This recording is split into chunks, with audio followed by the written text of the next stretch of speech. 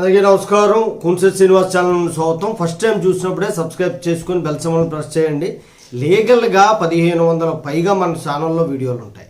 నాకు ఇది అవసరం లేదు, నాకు ఈ లీగల్తో ఏమీ పని లేదు అని అనడానికి లేదు. ఎందుకంటే మనిషి పుట్టినప్పుడు నుండే ఆయనకి ఒక లా అనేటువంటి స్టార్ట్ అవుతుంది, మరణించిన తర్వాత కూడా ఉంటుంది. విచిత్రం ఏంటంటే మా తాత వీలునామా రాసి మరణించి 20 సంవత్సరాలు అయింది.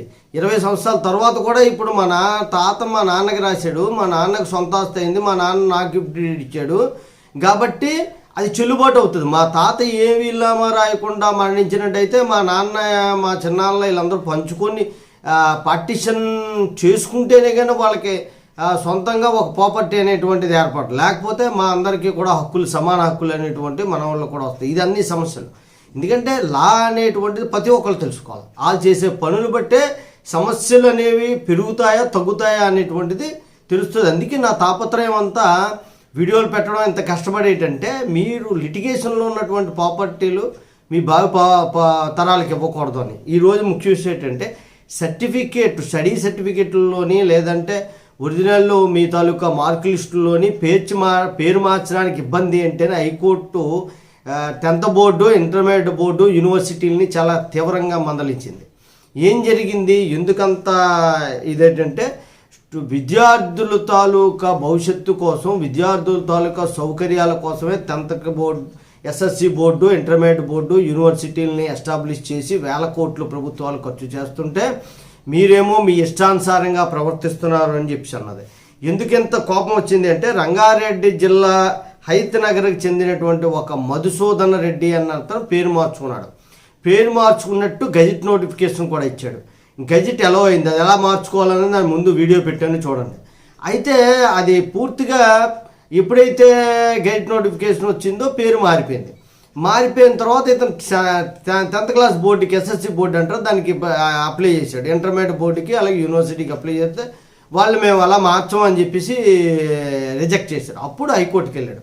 హైకోర్టు తీవ్రంగా మందలించింది. ఒక్కసారి గైడ్ నోటిఫికేషన్ అయిన తర్వాత మీకు ఇబ్బంది ఏంటని. అప్పుడు ప్రభుత్వం తరఫున జీపీ అని అంటారు, గవర్నమెంట్ ప్లేడర్ అని, కింద కోర్టుల్లో ఏజీపీ అని అంటారు, అసిస్టెంట్ గవర్నమెంట్ ప్లేడర్ అని. ఆ గవర్నమెంట్ ప్లేడర్ గారు ఏమన్నారంటే గెజిట్ నోటిఫికేషన్ రిలీజ్ అయిన తర్వాత గెజెట్లో ఏ పేరు ఉంటే అదే చెల్లుబాటు అవుతుంది, 10th ఇంటర్మీడియట్ మార్కుల్లో మార్చకపోయే వచ్చిన ఇబ్బంది ఏంటి అంటే అప్పుడు హైకోర్టు చాలా సీరియస్గా చెప్పింది ఆయనకి. నువ్వేం ఆలోచిస్తున్నావు అయ్యా, ఒక అప్లికేషన్ పెడితే ఆన్లైన్లో అప్లికేషన్ పెడతారు, స్టడీ సర్టిఫికెటు 10th ఇంటర్ యూనివర్సిటీల్లో చదువుకున్న సర్టిఫికెట్లు పాత పేర్లు ఉంటాయి, గైడ్ నోటిఫికేషన్లో కొత్త పేరు ఉంటుంది, మిస్ మ్యాచ్ అని చెప్పేసి రాదా కంప్యూటర్లోని, అందుకే ఆయన మార్చాలి అన్ని పేర్లు అంటున్నాడు, మీరు చేసేది చాలా తప్పని చెప్పి తీవ్రంగా మందలించింది. ఆ మాత్రం నాలెడ్జ్ లేదా మీకు అని చెప్పి. ఎందుకంటే అది ప్రభుత్వాలు లేకపోతే ఈ ఇంటర్మీడియట్ బోర్డులు, 10th బోర్డులు, యూనివర్సిటీలు ఇవన్నీ ఏంటంటే విద్యార్థుల శ్రేయస్సు కోసం, వాళ్ళ భవిష్యత్తు కోసమే ఖర్చు పెడుతున్నారు. ప్రైవేటు గవర్నమెంట్ యూనివర్సిటీలు అయితే వేల కోట్లు, లక్షల కోట్లు ఖర్చు పెడుతుంది గవర్నమెంట్, తక్కువ కాదండి. మనకి ప్రైవేట్ కంటే గవర్నమెంట్కి ఎక్కువ ఖర్చు అవుతుంది. నేను ఉచితంగా మా పిల్లవాడిని గవర్నమెంట్ స్కూల్లో చదివిస్తున్నామని అనుకుంటున్నాం, కానీ తప్పది. ప్రైవేట్ స్కూల్కి కట్టే డబ్బుల కంటే ఎక్కువగా ఖర్చున్న గవర్నమెంట్ స్కూల్కి కడుతున్నాం. గవర్నమెంట్ స్కూల్లో మనకేం ఊరికనే చెప్పట్లేదండి, చాలా జాగ్రత్తగా గమనించాలి. లెక్కలు కావాలంటే మీరు నెట్లో చూసుకోండి. గవర్నమెంటు విద్యారంగానికి ఎలిమెంటరీకి ఎంత కేటాయిస్తున్నారు, హై స్కూల్కి ఎంత కేటాయిస్తున్నారు, ఇంటర్మీడియట్కి ఎంత కేటాయిస్తున్నారు, డిగ్రీలకి ఎంత కేటాయిస్తున్నారు, డబ్బులు చూడండి మీరు. వేల కోట్లు కేటాయిస్తున్నారు. అవన్నీ కలిపినా, ప్రైవేట్ స్కూల్స్ అన్నీ కలిపినా అన్ని వేల కోట్లు అవుతాం. అది అనమాట. మనం ఊరికనే చెప్పట్లేదు, మనకి చదువు ఊరికనే విద్య ఏం పెట్టలేదు. విద్యకి ఇంకా, వైద్యానికి ఇంకా ఎక్కువ ఖర్చు అవుతుందండి. వైద్య రంగానికి కూడా మనం ఎక్కువ ఖర్చు పెడుతున్నాం.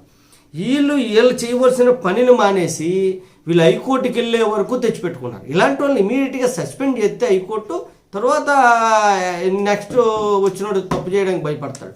సస్పెండ్ చేసి పారేయాలి ఇమీడియట్గా, రూల్స్కి అతిక్రమిస్తే.